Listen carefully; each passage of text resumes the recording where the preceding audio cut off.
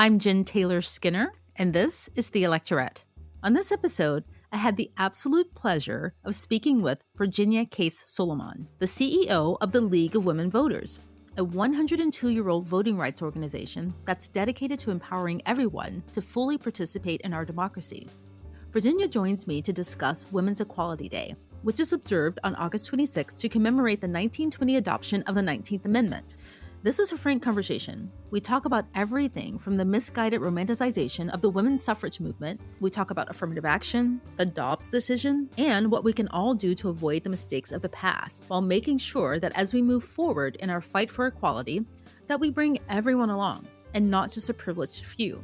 So, without further ado, please enjoy this conversation with the CEO of the League of Women Voters, Virginia Kase Solomón. Okay, Virginia Kase Solomón, welcome. Thank you. Great to be here.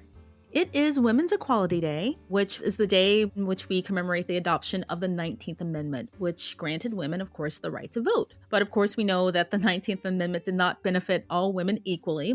Women of color, Black women, Indigenous women, Asian American women didn't have equal access to the ballot box for a while, and for various reasons. And I know that you wrote an op-ed about this in 2019. I think that was the 99th anniversary of the 19th Amendment. And in that op-ed, you said that we romanticize the women's suffrage movement and the passage of the 19th Amendment. How so? How has it been romanticized, and how has that view of this period in our history been harmful? Yeah, it's really interesting because as we were getting ready to celebrate the 100th anniversary of the ratification of the 19th Amendment, if you look back in history books, you see there is a very limited amount of any information really about what happened during that time frame. So little girls growing up looking at that, they would see these women holding, you know, uh, flags or whatever, walking in a procession in their white dresses, and you think, "Oh, they did a march and they got the right to vote." And it's just it's such a little known part of our history for women today, and they just made it seem like it was just given, like it was this gift and it wasn't this hard battle. And the reality is that it took more than 70 years for women to be able to win that right. Much like the ERA today, it's been going on for a really long time. And there were women who got arrested and protested, chained themselves to the White House fence, were force fed in prison because they were on a hunger strike. Black women who were instrumental, very instrumental in that fight, whose stories are just mostly erased. And then the fact that Native American women weren't even considered full citizens in this country until 1924. So when we look at the stories of history, it tells just very little about what really happened and how long that fight went on for. And so we felt like it's time to be able to tell the real stories of women in the movement, and how the 19th Amendment was really passed. Right. So the fight took a really long time, but it also happened a long time ago. It's been over a century since the Yeah. passage of the 19th Amendment. And the thing that I think about most is that in this current election cycle, most people, most women who are making up the current voting population, myself included, and people who will be voting in the upcoming presidential election, we all have fewer rights today than we were born with. I know me personally, when I was born and throughout my entire life, Roe v. Wade has been intact, just to give one example. The Dobbs decision hadn't happened. Shelby County versus Holder hadn't happened. And, that was the Supreme Court decision that gutted the Voting Rights Act. And I'm curious if you could name or roll back probably the most harmful event that's happened in, let's say, the past 10 years or the past 15 years that's been the most harmful in stripping away women's equality. What would that one thing be if you could just snap your fingers? Absolutely the Dobbs decision. Yeah. Absolutely 100 million% the Dobbs decision. I mean, when you look at how women reacted last year when that decision came down, it was for many shock and horror. But I will say that it wasn't come to us as a surprise to many of us, because we know that there has been a concerted effort on the extreme right to remove a woman's right to bodily autonomy. There has been a 50-year fight in place, and it's coordinated. It's not just out of the religious right, but this is out of the Federalist Society, it's out of the courts. It has been a strategic endeavor to be able to make sure that women do not have that control over their bodies. And I think it is a tipping point for women in so many ways because we know that this is just the beginning. But it was a great achievement for people who have fought against abortion rights, for them to be able to get that win. And it's time for us to reclaim our power back because otherwise we are on a slippery slope, on a downward hill when it comes to women's rights. Yes, and someone posted on social media today a map of all of the states where abortion has been either partially banned or completely banned. And it's growing, right? It's spreading across the Yep, country, and it's actually pretty scary. And since we're talking about women's equality, all of these things work in tandem. Again, speaking about the Dobbs decision, without full bodily autonomy, without being able to make basic medical decisions, because of course abortion is healthcare, without being able to control when and if we have a family, women overall will have a lower quality of life, right? absolutely. Women will be poorer. More women will fall into poverty, will have worse health outcomes. Women will die because of this, right? Absolutely. And I asked that question before because often during a presidential term, we may get two major pieces of paradigm shifting legislation, right? And so I just wanted to know, like, as constituents and as people listening, what we should focus on. But do you think that there is a single piece of legislation, something sweeping that could happen, hopefully in the next presidential term or soon, that would, right the ship broadly for women in terms of equality? Well, I would say that I don't think that there is one magic pill. I think that just across the country, things that will right the ship for women, obviously the ERA is a big part of that. The Equal Rights Amendment will give rights or at least codify rights for women in this country. And we should have it already. Like, let's just be really clear. There is no reason why Congress can't or should not pass the ERA now that we have the adequate number of states. And that timeline is very much arbitrary. And so it's something that I think is resolvable. But besides that, I think there is also an opportunity to have some sweeping healthcare legislation that would codify a woman's right to abortion. I also think when we think just very broadly about women's rights as a whole, we look at equal pay, for example, and we're supposed to the Equal Pay Act is it's not living up to. There's legislation that already exists that is not living up to its promise for women, much like the 19th Amendment did, right? When we think about the 19th Amendment, not all women were able to benefit from the 19th Amendment when it became legislation. It took the Voting Rights Act to be signed and an end to Jim Crow and a civil rights movement to happen for women to be able to access the ballot. And we still have challenges today because of all of the anti-voter laws that we see happening in the country.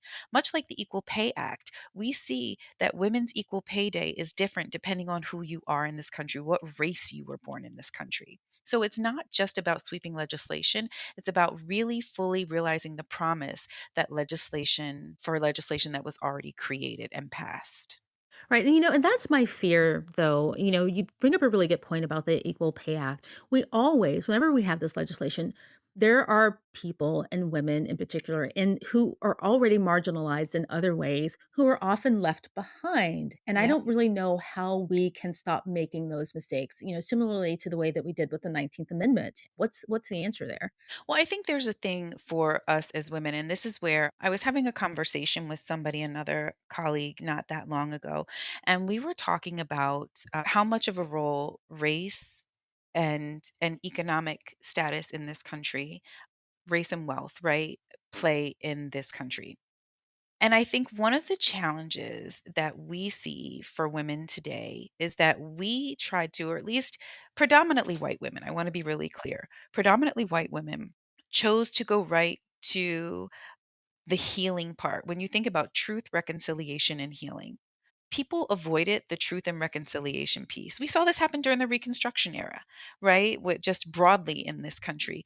We as Americans tend to want to go right to the healing part because it creates discomfort for us. It forces us to have conversations about what actually happened in the past. The original sin of slavery in this country, the original sin of discrimination in this country, bigotry, all of the things that many people have faced, those who are most left behind in this country. And I think there needs to be a moment where we are able to come together and really talk about the impact that it has on us today. Because some people will say, we're all equal now. We all have equal protection under the law. We all have the same opportunities. And that conversation between equity and equality, many people avoid that conversation. You see this today with the book bans. Right? Think about the Right. book bans that are happening and think about how history is being taught in schools because some people are afraid that it's going to make kids feel bad. And I think what, for me, for example, it's not about teaching kids to feel bad, it's about teaching empathy. It's about being able to understand history. And I think as women, we need to be able to come together and have really difficult conversations around race and class in this country so we can understand A, what the truth is, to be able to have reconciliation so that we can get to that place of healing and we can actually be unified as women. There are too many things dividing us today because those conversations have never happened. And that's one of the things at the league that we work really hard to do is to be able to have really difficult conversations across racial, cultural, and economic lines because we realize that we how much stronger we are together. So I think that's one of the things that we really need to focus on.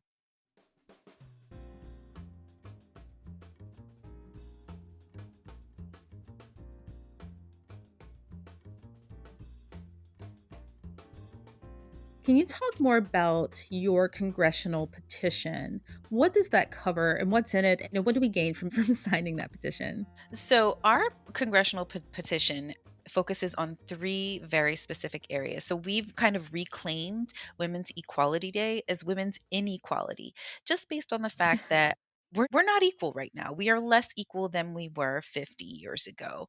Despite many significant advances, I'm not saying women haven't had seen progress in this country, but there have also been these really, really terrible roadblocks. And so we're focusing on three areas. One is women's voting rights. Women have more barriers to voting than any other demographic in this country. We know that voting rights legislation undermines women's rights fully, point blank, period.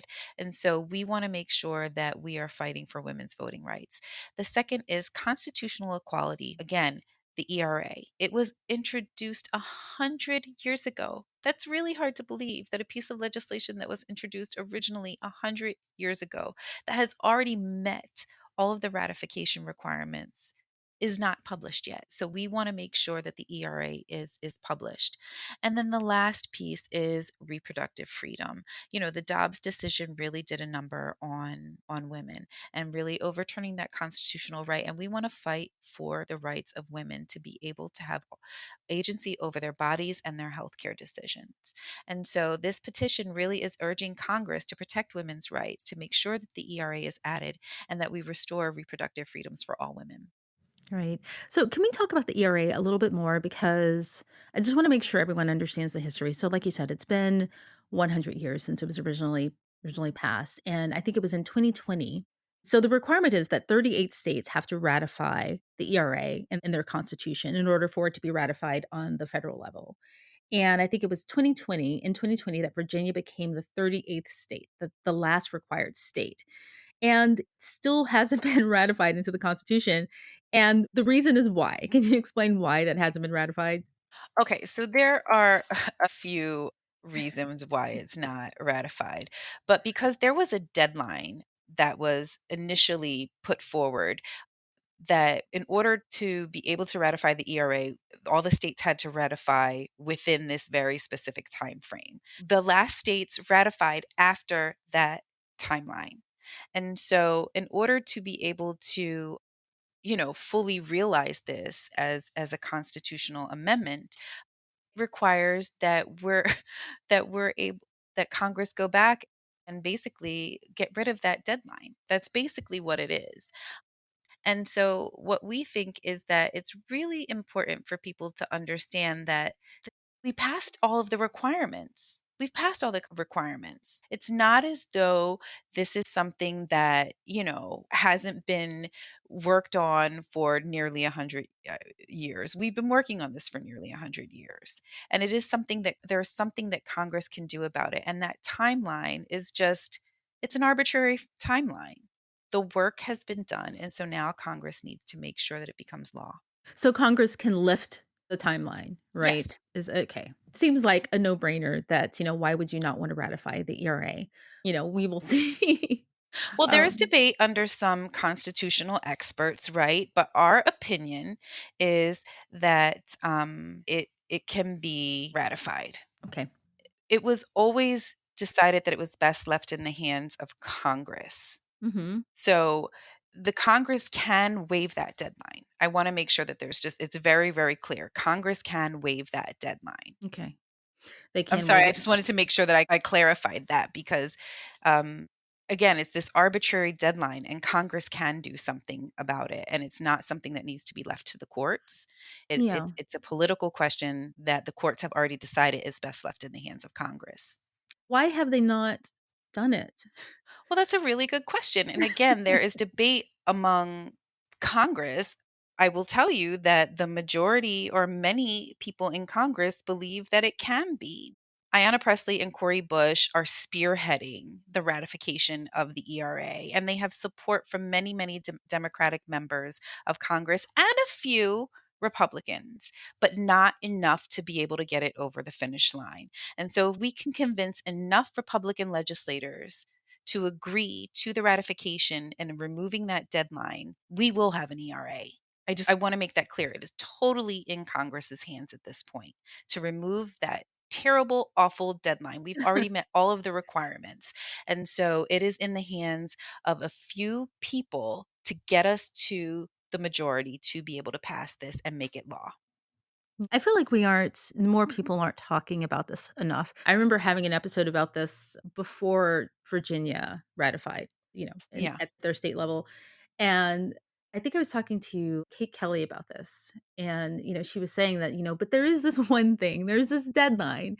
And I don't think that they'll pay attention to this arbitrary deadline, but they might. And that's the only thing we have to worry about. And of course it happened. And then if it feels like we just kind of stopped talking about it. And I think that's one of the things that it's important to have conversations like this and podcasts like yours who are talking to people and meeting people where they're at, right? Because a lot of women don't even realize it. And people think there's an argument among some in Congress that say, well, we have the Equal Protection Clause. But that really, really we've seen what's happened to women. It's not being applied appropriately. And the reality is that there is nothing in the Constitution that speaks to the equality of sexes. Nothing. And so for this particular amendment, it is going to be changing, life altering for women. And I think if more women knew and understood that they can push their legislators to have that deadline removed, I think we might even be there sooner. So you're absolutely right on one hand. And the other thing is we need to create a groundswell among women to demand that that deadline be removed. Again, Congress can absolutely do it. Yeah. I mean, it's just hard to imagine that this wouldn't be, again, I'm repeating myself, a no-brainer, right? There's no harm in ratifying the ERA at the federal level, but, I could No go on harm, about but that. it's not easy, right? I mean, a constitutional amendment is really, really hard. And that's why we haven't changed. We've only changed the Constitution a few times in this nation's history because it's really hard and politics gets involved.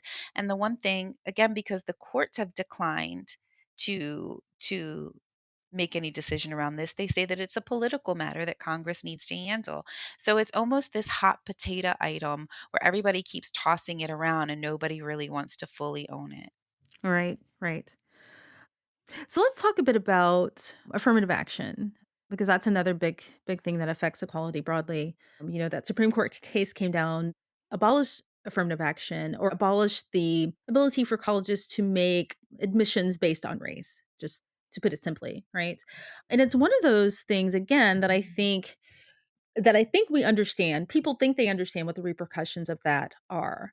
But, one of the conversations that was happening when this court case was happening is that white women benefited the most from affirmative action, right? And we've talked about that decision mostly in the context of race. But I think that it would be naive of us to not realize that at some point, women in college admissions are going to be affected by this, women being admitted to college. Yeah, I think that this is the thing about affirmative action. They said, well, we're just going to focus on this one piece of affirmative action around a college admissions.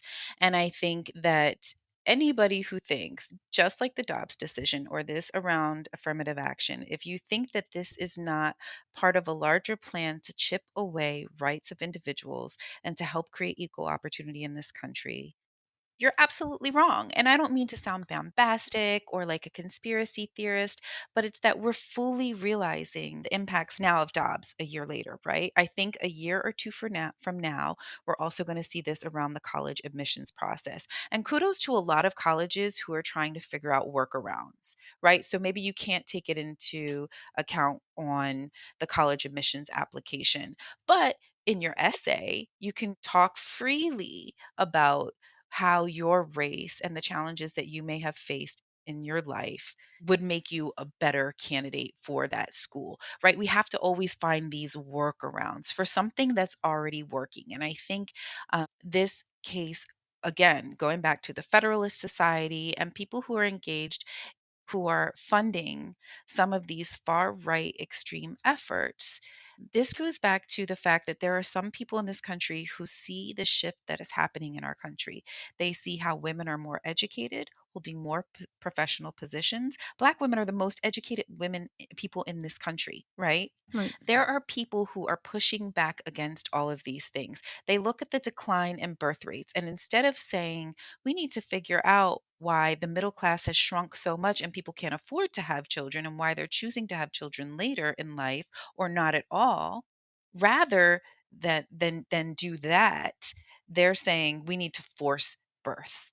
So you think about, there are just these extremes in our country that exist, who have a lot of money, who are well financed, and have a very intentional agenda. And so I don't think we can separate any of these things. And I think that's the important part around voting. And I connect all of these things back to voting and democracy. None of these things are disconnected. The same people who are fighting against abortion are the same people who are fighting against affirmative action. These are also the same people who brought up a court case to make sure that some people wouldn't have to create websites for LG. They created an imaginary person, right? Yeah. Just to make sure that they wouldn't have to create a website for LGBTQ folks who are getting married. Think about that. And these are all coming from the same sources. And so, the important thing that I think I would love everybody to take away from this is, we talk about voting as if it's just about one singular election or the presidency. We are literally voting for our lives right now. And I want everybody to think about that, especially women. Vote for your life. Your life literally depends on it, and that of future generations literally depends on the vote right now. So I want to ask you, speaking of voting, what can I do to supercharge my participation in this upcoming election cycle? Of course, I will cast my vote. I vote in the primaries. Of course, I'll vote in the general. What can I do beyond that? What can anyone who's listening, do to kind of supercharge their participation in the upcoming year? So there are quite a few things. I will just say that today, this is the perfect day. Today is August 23rd that we are speaking, and today is Poll Worker Recruitment Day.